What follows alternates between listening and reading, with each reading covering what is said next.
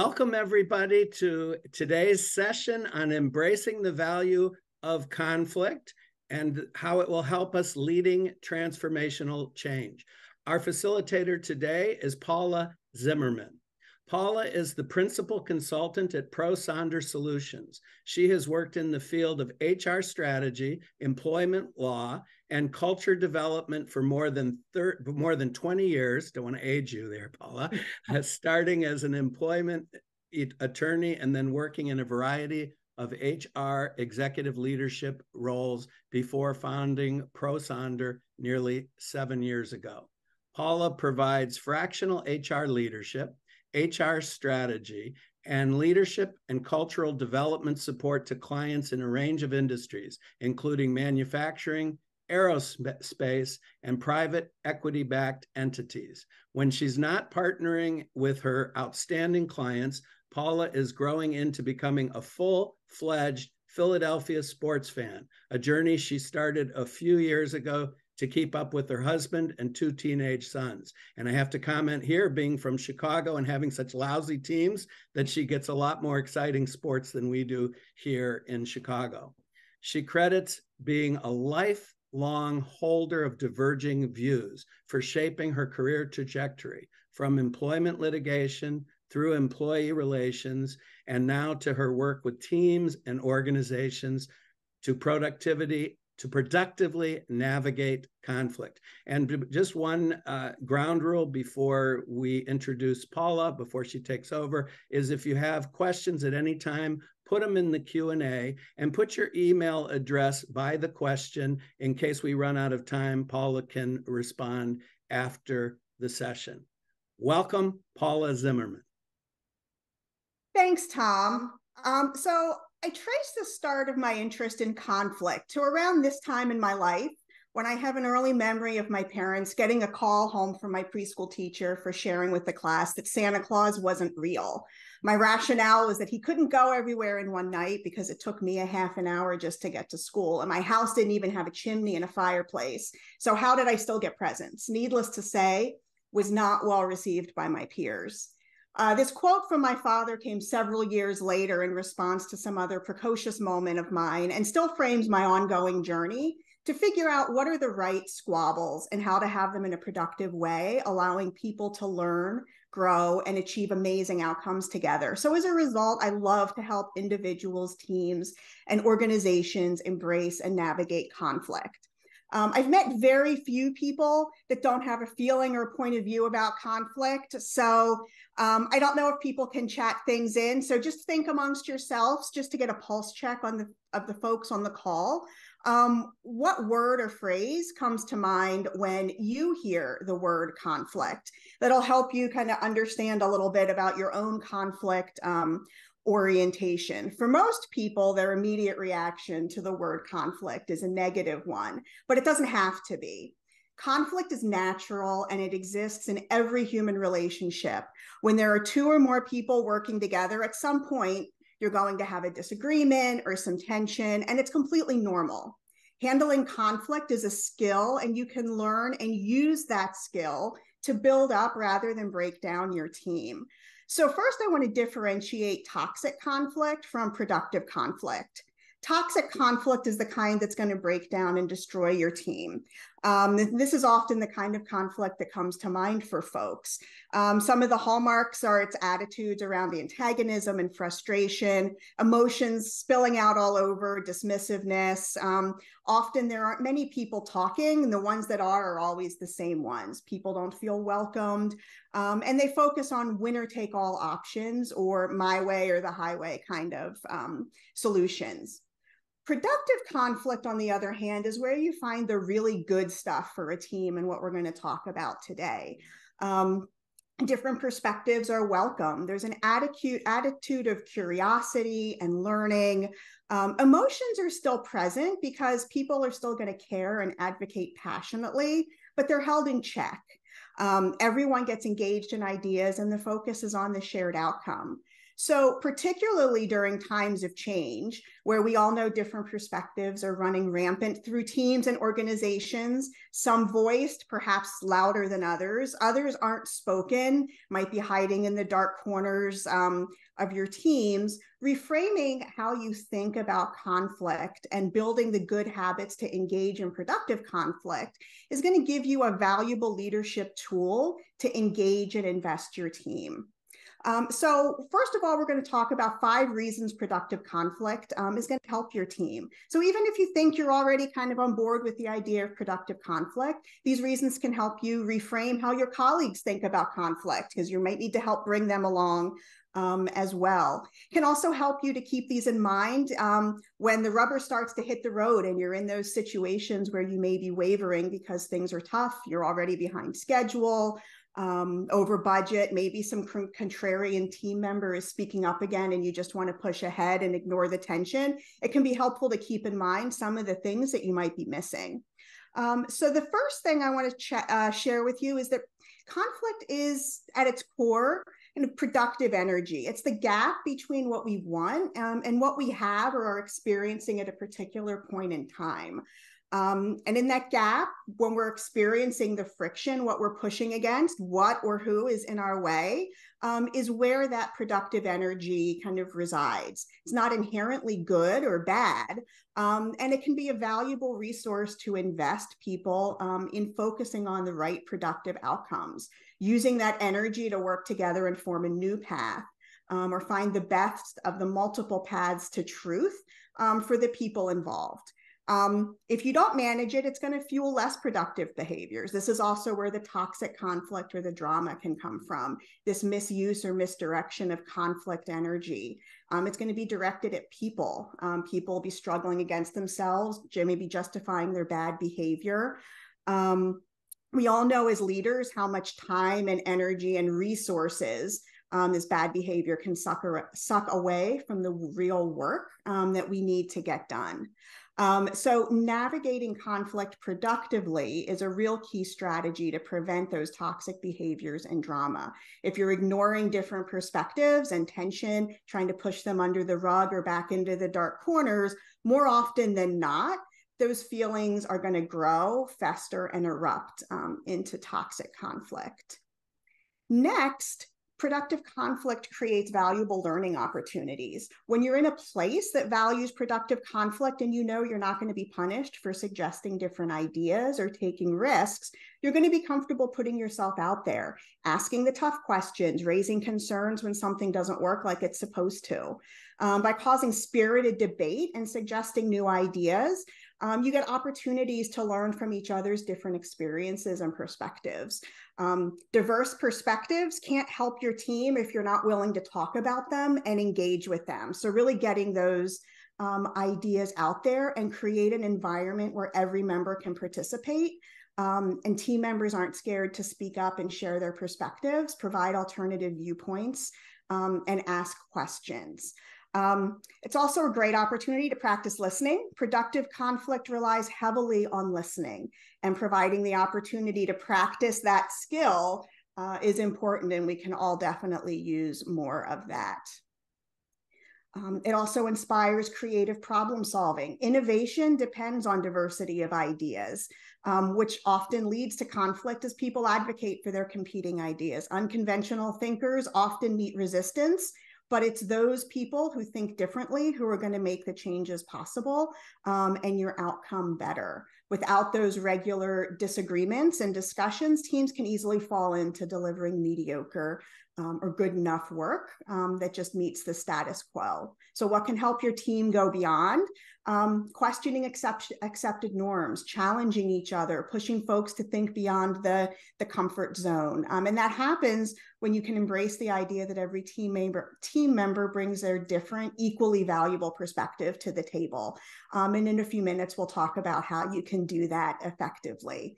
Also, the cognitive flexibility that's encouraged during positive conflict to embrace new ideas, adapt to them, and incorporate solutions really help grow the idea that as there are more data points and point of view to be accommodated into a solution, that it helps you to think more broadly and manage your risks as well. Next, it strengthens relationships. Healthy relationships address the friction or disagreement and come out stronger on the other side. Not only does it give diverse professionals a voice to present their different viewpoints and be heard and accepted, in a good relationship, we show up as our full selves and are appreciated for that, even when we go against the grain.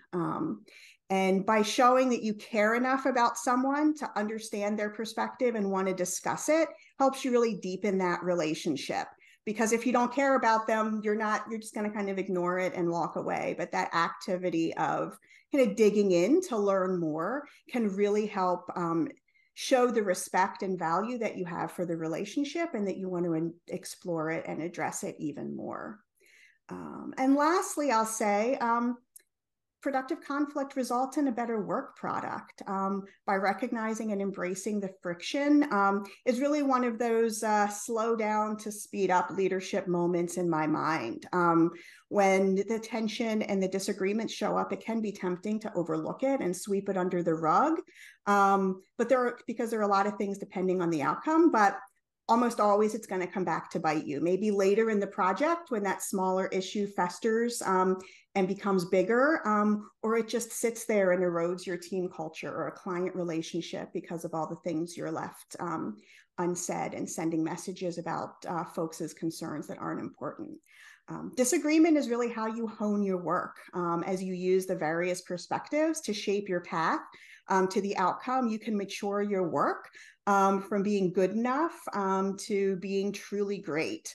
There are many other benefits from productive conflict that we didn't touch on, and maybe those will come up in part of our Q&A. But those are just the 5 that I wanted to put out there for you to think about right now. But as I said, there are certainly more. So how do you get to reap the benefits by engaging in productive conflict? I'm going to share with you 3 steps that you can use as leaders and change leaders to build productive conflict into your change projects, or any project for that matter.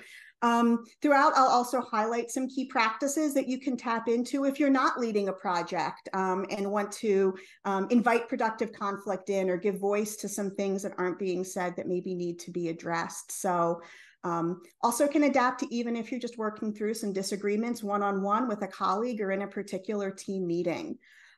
So first, we'll talk about the first step of defining a few things. First, you should define the question or the issue that you're grappling with. To me, this is really the cornerstone of the foundation that productive conflict sits on, is being clear what your outcome is. And you're going to go back to this a few times in the process. So I would say invest the time now to make sure that you can get crystal clear.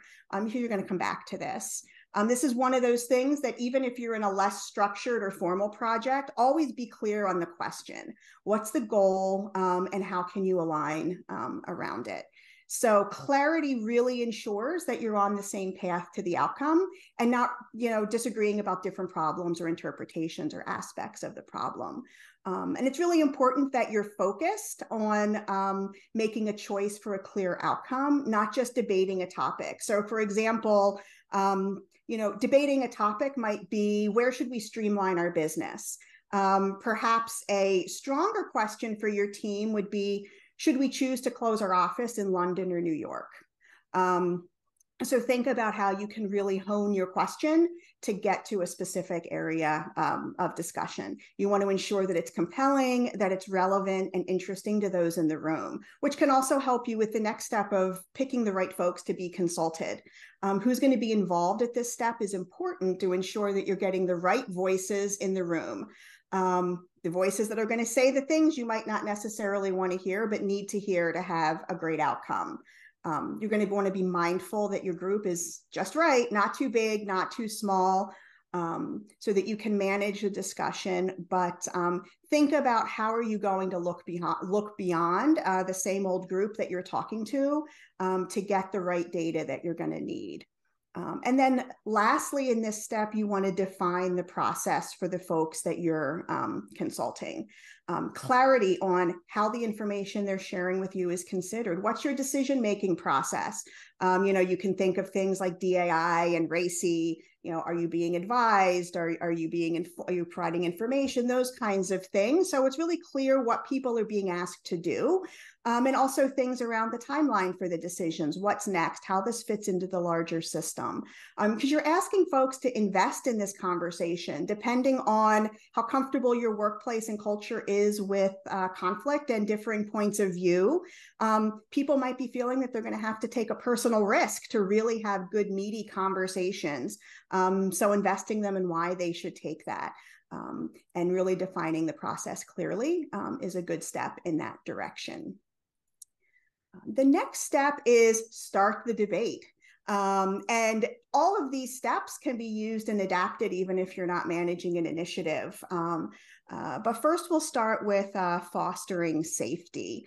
As a leader, you have a lot of power to make sure that people feel that they can actively and authentically participate in the conversation. So think about how can you remove the fear that folks might have that they're going to say that quote unquote wrong thing. You can do things like express appreciation for what someone shared. Sometimes even if you think it's completely wrong or out of left field, you can always authentically appreciate the courage that it took for someone to share it and the effort that folks are putting into the conversation. It becomes easier over time as a leader, the more you have these kinds of conversations, because people will get to know you, they'll know what to expect, and they'll see that you really authentically do want to hear from folks, and that there aren't negative repercussions for saying the wrong thing. As a leader, it's also really important to be alert to the dynamics in the room. How are people engaging? Does someone need more encouragement to speak up? Do you need to take a break? As I mentioned earlier, productive conflict can still get heated, and you can still have those spicy conversations because you do want to have questions that are important and that people care about. The question is, how are you navigating those emotions, harnessing that energy for good and avoiding the drama? So being mindful of that and how it impacts people's ability to speak up is really important. Also be mindful of how you react to comments in the moment, especially if you are a senior leader or the most senior person in the room. People are going to be watching you and particularly acutely aware of your facial reactions, et cetera. So be thoughtful about, all of that as you think about how you can make sure folks are comfortable participating. Then you're going to spark the debate. So be prepared to ask questions designed to go beyond the basic. You want to avoid things like yes and no, avoid why questions, which can seem accusatory. You want to focus on the how and the what questions, the kinds of questions that challenge thinking and ask people to look at things from a different perspective or acknowledge tension. I mean, you might already have a lively group. So instead of sparking conversation, people might come in already, on fire to share what they're thinking. So your questions then might need to be guiding the conversation. And again, harnessing all that great energy that they already have. So that you're sure that they're guiding it to the right outcome. This is an area that even if you're not in a position to lead a process, you can still spark conversation as a participant, especially if you are focused on business goals and outcomes, or you want to name the friction that you're seeing in the room or support others in participating. I'm often asked what some of these questions sound like in practice. So you could say something like, we haven't heard from Robin. I'm interested in their perspective. Or here are a couple of other questions that you can, examples of questions that you could bring into a room to spark debate or direct debate into a more productive way focused on your outcome. If you snap this QR code, there's a list of 50 questions that I have that you can bring into a meeting with you and use if appropriate in the conversations, and I'll put it back up at the end. But there's more where these came from that can help you through what good questions to foster debate can look like. And then lastly, you want to help the group stay focused. It can be easy to get thrown off course. People get distracted when having conversations, even if they're positive. And as I mentioned, things can get spicy and intense. Emotions can play a part, so be aware of yours as well as others in the room. One thing I like to share with folks of, if you find yourself having an emotional reaction to something that someone said, you can ask yourself, are you reacting to the data that they're sharing, or are you having a judgment about what they're saying, or are your feelings getting in the way of what they're saying? So you can kind of check in with yourself on that, and then reorient yourself by asking yourself, what do you want? Are you having that reaction because you want to be right? That's usually a sign that you're engaged closer on the toxic conflict end of the spectrum. Do you want to win, or do you want to get to a mutually beneficial outcome? So some ways to check in with yourself to help yourself stay focused. And this is also a place where, as a leader or even as a participant in the conversation, you might want to reorient folks in the conversation by revisiting your question. You can say things like, we're all talking about the user experience right now, so let's take 2 minutes, go around the room and define what we mean. That can be a great way to focus if you think people are getting off track. Or how does the data that you just shared relate to our shared goal of determining whether to close the London or the New York office? Again, helping to reorient people back on track. And is something you can use even if you're not in a position to be managing an initiative and building productive conflict into a project, but you can bring these up in any conversation that you're working through an outcome. So then the last step is getting to decision. So one, it's important to recognize the end. Part of productive conflict is that there is an end in sight and you actually reach it. As the leader, you need to recognize when that happens so that the conversation doesn't continue to churn and start to tip into something that's not productive. You may want to signal what your milestones, timelines, et cetera, are, as I mentioned at the outset as part of your process. Then next, you make the decision. Here's where you, as the leader, may be choosing one of the many paths to write that you've been discussing with folks with all the input received. Or if it's a team decision, this is where you may start to resolve differing views until you get to alignment. And then lastly, communicating the decision. I think this is another really important step as you're investing folks in this process. You want to close the loop with those that provided input. Communication can be easier given all of the rigorous debate that happened, but is a really important step to continue investing folks in the process so that they understand their role, the decision, that feeling that their time was well spent, and feeling invested and engaged with the work going forward. So I will leave you with this quote from the American philosopher and psychologist, William James. Whenever you are in conflict with someone, there's one factor that can make the difference between damaging your relationship and deepening it. And that factor is attitude. As I mentioned, conflict is happening. It's natural whenever 2 or more people are together. And the best first step to ensure that your conflict deepens relationships is to ensure that you're approaching it with a healthy attitude and encouraging others to do so also. At the end of the day, if you're able to shift your mindset to embrace productive conflict, focus your team on a question and spark that debate, people will not only share their perspectives, but you're going to be able to build off of their energy and buy-in for the work that you have to come. So thank you all for your time and attention, and let's open it up for questions. Tom.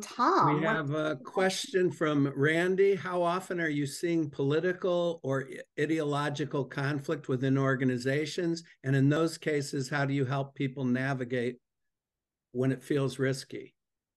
I heard political conflict and how do you help people? Yeah, you're seeing a lot of tension around ideological and political issues, and how do you help people navigate that because it affects the safety that you mentioned? Yes, I mean, I am seeing it happen more and more. It always happens. I mean, I will say it always happens around election season, and I think our last couple elections have been a little more rampant for that than others. I think as a leader, there are opportunities to have conversations with folks that may be bringing inappropriate behavior, inappropriate comments into the workplace. And I think for me, that's where the differentiator lies. What is appropriate versus inappropriate in the workplace? What does not align with your values? What does not make, what prevents others from feeling included versus, I don't like your guy. Right. I don't like the guy that you, or the girl that you like, or the person that you like. So I think for me, that's where the real breakdown or the real distinction comes is you can kind of hold whatever political beliefs you choose to hold. And I'm only going to get concerned, and we're only going to have conversations about that when they tip into disrupting and disrespecting folks in the workplace. Good. And Patrick asks, as he listens to your description, productive conflict sounds like collaboration. Do you see benefit reframing conflict to collaboration, or might the absence of the conflict concept create a negative or be a negative?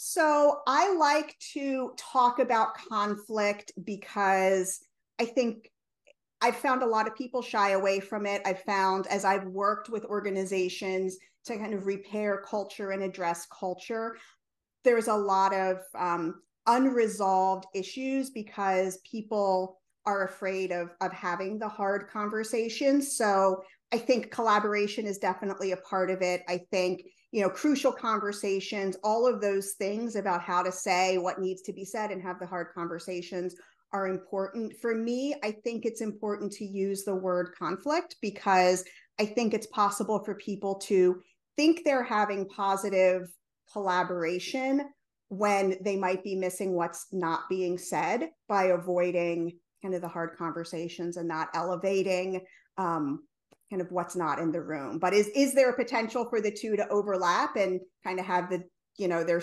circles start to overlap? I think absolutely.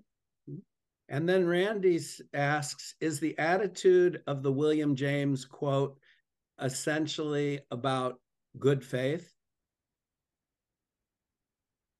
Yes, I think it does start with good faith. I think you can say assume good intent, come into conversations, looking for the best in others. Absolutely. I think a lot of that underlies productive conflict because you're going to be having conversations where people are disagreeing, and it's very easy to kind of say the wrong thing or have something be misinterpreted. So going in with that good intent, assuming good intent, will help kind of focus on what we can agree on or what we can adapt to do together. And lastly is the idea of this assumes people bargaining in good faith.